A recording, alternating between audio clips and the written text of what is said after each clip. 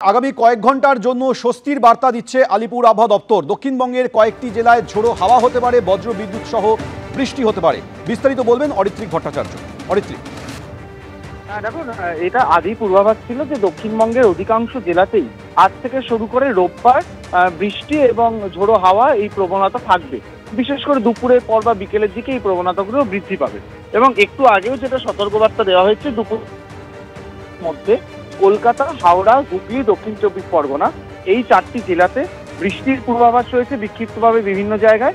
তার সঙ্গে এই বৃষ্টি বজ্রবিদ্যুৎ সহ বৃষ্টি হতে পারে এবং সঙ্গে 30 থেকে 40 কিলোমিটার ঝোড়ো হাওয়ার কথা বলা হচ্ছে। পাশাপাশি বলে রাখা দরকার যে অন্যান্য জেলা বাঁকুড়া, বীরভূম, ঝাড়গ্রাম, পূর্ব পশ্চিম মেদিনীপুর, পূর্ব পশ্চিম বর্ধমান এই জেলাগুলোতেও কিন্তু আজকে দিনভর এরকম ঝড় বৃষ্টির পূর্বাভাস রয়েছে।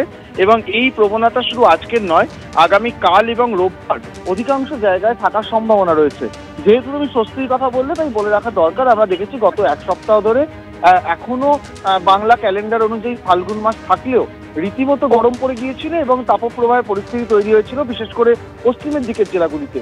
সেই পরিস্থিতির কিছুটা বদল ইতিমধ্যেই হয়েছে। তাপমাত্রা কিছুটা কিন্তু রাজ্যে দক্ষিণবঙ্গে অধিকাংশ জায়গাতেই তাপমাত্রা অনেকটাই কমেছে।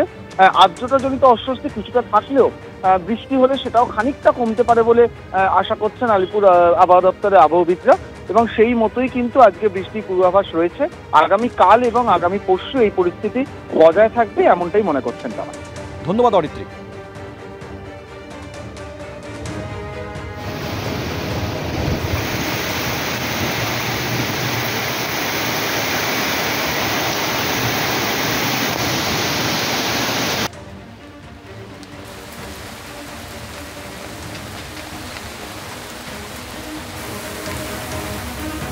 একদিকে গরম থেকে স্বস্তির বার্তা দিচ্ছে আবহাওয়া দপ্তর, কিন্তু এই তীব্র গরমেই হাওড়ার 22টি ওয়ার্ড এবং মালদার হরিশ্চন্দ্রপুরের বাসিন্দারা তীব্র জলকষ্টে ভুগছেন। পাইপ ফেটে নির্জলা হাওড়ার 22টি ওয়ার্ড, পাশে দাঁড়ালো কলকাতা পুরসভা। হাওড়ায় এই জলসংকটের কারণে 15টি জলের ট্যাঙ্ক পাঠালো কলকাতা পুরসভা। সমস্যার না মেটা পর্যন্ত জলের ট্যাঙ্ক দিয়ে সাহায্যের আশ্বাস দিয়েছে কলকাতা পুরসভা। ইতিমধ্যেই সেই জলের ট্যাঙ্ক পাঠানো হয়েছে। ভূগর্ভস্থ পাইপে ফাটল ধরেছে, সেই ফাটল মেরামতির কাজ চলছে, কিন্তু এই পরিষেবা কতদিনে স্বাভাবিক হবে সেটা এখনো পর্যন্ত প্রশাসন কিছু বলতে পারেনি। আর এরই মধ্যে কলকাতা পুরসভার তরফ থেকে 15টি জলের ট্যাঙ্ক পাঠানো হয়েছে। সুনীত হালদার আমাদের সঙ্গে এই মুহূর্তে আমাদের সর্বশেষ পরিস্থিতি জানাবে। সুনীত, দেখো সৌমেন, এই যেটা জানা যাচ্ছে যে হাওড়ায় যে তীব্র জলসংকট দেখা দিয়েছে সেটা মোকাবিলা করতে কলকাতা পুরসভা থেকে কিছুক্ষণ আগেই 15টা যে পানীয় জলের গাড়ি সেটা এসে পৌঁছেছে।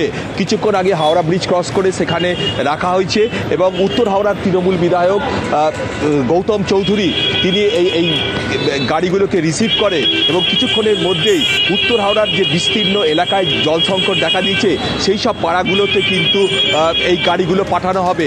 এছাড়াও হাওড়া পুরসভার প্রায় 36টা গাড়ি আছে, পানীয় জলের ট্যাঙ্ক আছে, সেইগুলোকেও কিন্তু সকাল থেকেই বিভিন্ন এলাকাতে, শুধু উত্তর হাওড়া এলাকা নয়, শিবপুরের যে একাংশ জল সরবরাহ বন্ধ আছে সেখানেও পাঠানো হচ্ছে।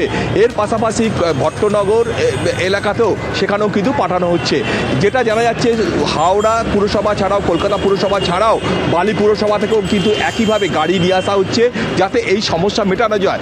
কিন্তু যে সমস্যাটা দেখা দিয়েছে যে পানীয় জলের যে ভূগর্ভস্থ পাইপ সেটা বড়সড় ফাটল দেখা দেওয়ার ফলে যে দীর্ঘ সময় ধরে জল সংকট দেখা দিয়েছে, হাওড়া পুরসভার ইঞ্জিনিয়ার, কলকাতা কেএমডি এর ইঞ্জিনিয়াররা তার যুদ্ধকালীন তৎপরতায় কাজ শুরু করেছিল, কিন্তু গতকাল রাতে ফের বড়সড় ফাটল দেখা দেওয়ার ফলে সমস্যা আরও জটিল হয়ে ওঠে।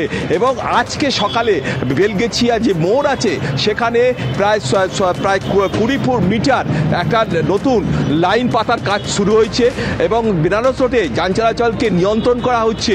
সেটা জানা গেছে যে পদ্মপুকুর ওয়াটার ট্রিটমেন্ট প্ল্যান্ট থেকে যে জল বেলগেছিয়া মোড়ে আসে, যেখানে ইউজিআরে আসে আন্ডারগ্রাউন্ড রিজার্ভারে, সেখান থেকে সরাসরি এই পাইপটাকে বসিয়ে সেটা উত্তর হাওড়ার দিকে সমস্ত এলাকায় যাতে জল যে যাওয়া যায় সেই নতুন একটা লাইন সেটা পাতার কাজ শুরু হয়েছে।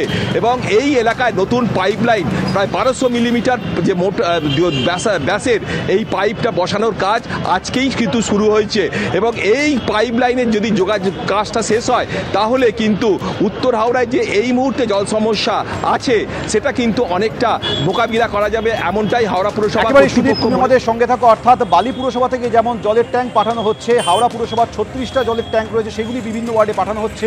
পরিস্থিতি আরও স্বাভাবিক করার জন্য ইতিমধ্যেই কলকাতা পুরসভার তরফ থেকে পাঠানো ছবি দেখছেন, 15টি জলের ট্যাঙ্ক ইতিমধ্যেই গিয়ে পৌঁছেছে।